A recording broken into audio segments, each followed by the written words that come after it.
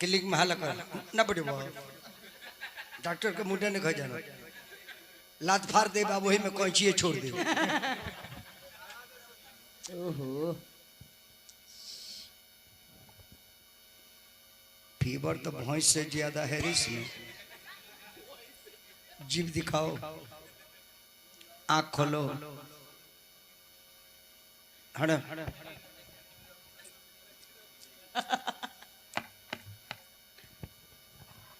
इसके पेट में ऐंठा फंस गया। कितना खाती हो रही, कितना टाइट है रे। हमारे अमीरगंज में एगो नरेश सिंह डॉक्टर रहे, परुणा सिंह के पूर्व बाबा। एगो मेहरारू गल देखावे तब पेटवा ओकर बोरियार रहे। अब दबते नहीं तो जान जाए जे नरेश सिंह में बड़ा खोचर डॉक्टर रहे। कहता जी का खोले बड़े रही तो दूगो मड़ुआ के रोटी। तब कहते जी अब का खोबे हमरा के खोबे। कहता रे भूखा न गला तो दूगो का गल बड़े भैंस का न खा के आ गई। वाह बोली कटाक। शादी हुआ है? हाँ। पति कहाँ है? दिल्ली। इसको हिस्टीरिया हो।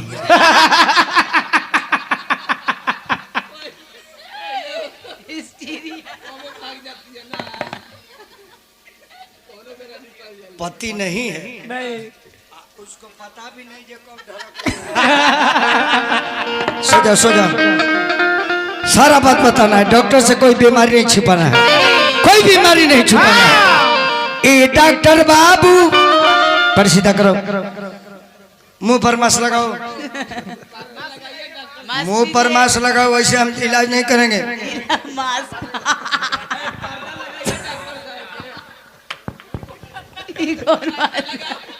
ए डॉक्टर बाबू मुझे भी मास्क लगाना पड़ेगा,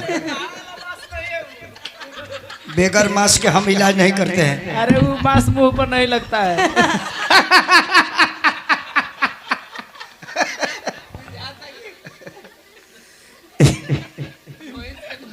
जाबी हो।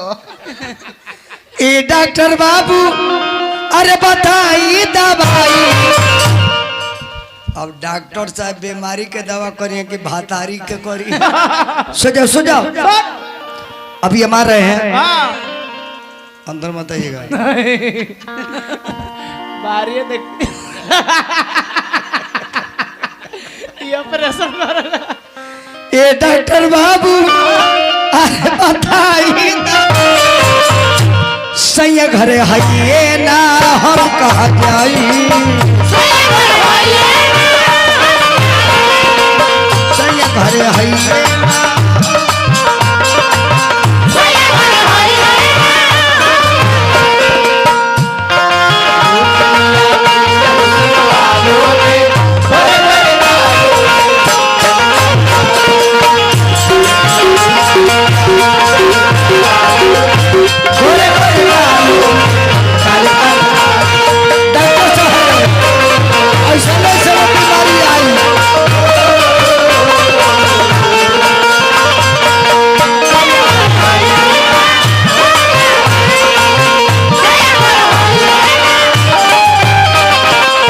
बोलो क्या दिक्कत है?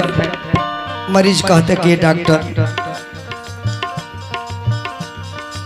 बिरह के तावा पर तन छेमकाता, जुल्मी जवानी का ताव ना रुकाता।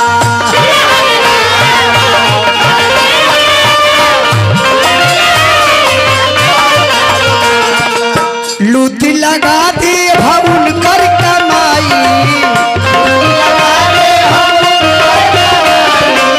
लूटी लगा दी हम कर कमाई।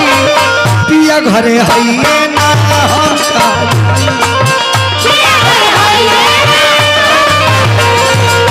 सैया घरे है ना हम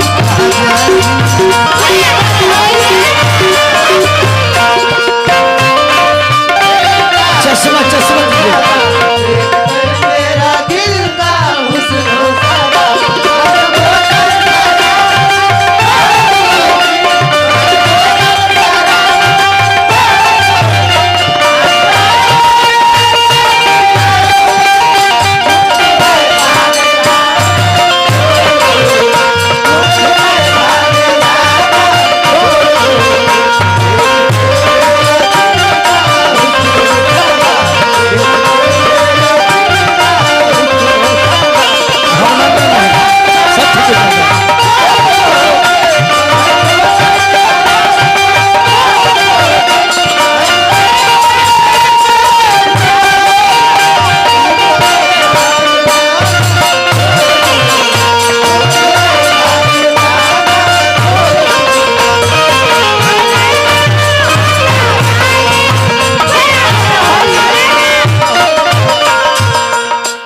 कंपाउंडर यस सर।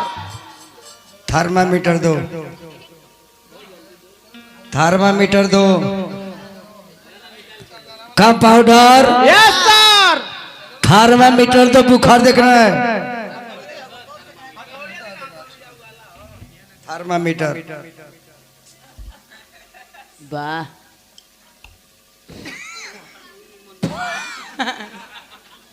ये खोलो, ये खोलो, बोलो। दबो उसको, दबो। मुंह में लो। 532 बुखार है। बाप रे बाप। नौका थर्मामीटर पर बुझाई ना।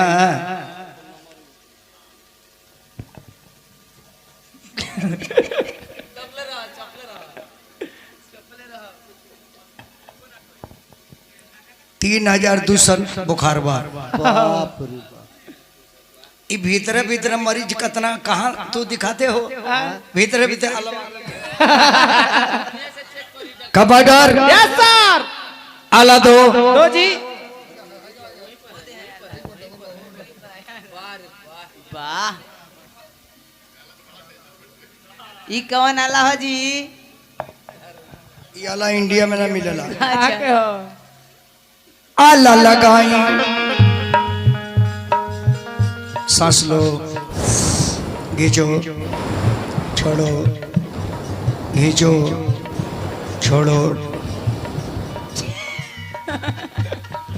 बुखारी इसमें घुस गया है। चुप, मारी नू।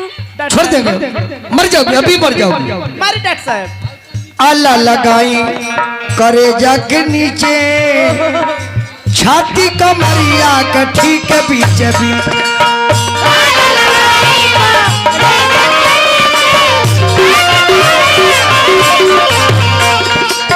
आला लगाई, चल इधर चल, लेट्स गो। दर्द ही दर्द है। आला लगाई,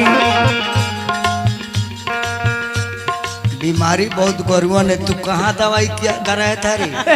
क्या हुआ है?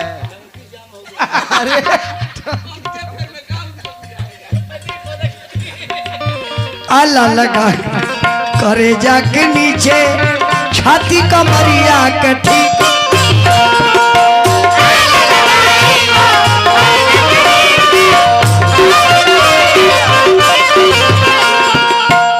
कभी टैबलेट खाई है?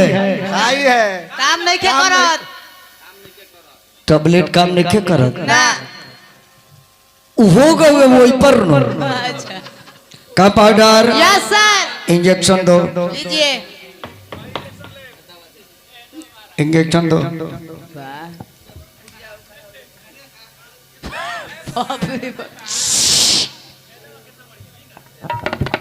रहो,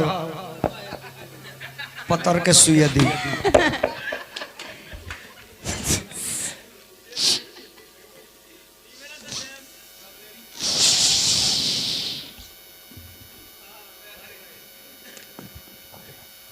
मार देता नहीं, एक वैसा ने मार देते हैं भैंस का नहीं पहनाइए जाए।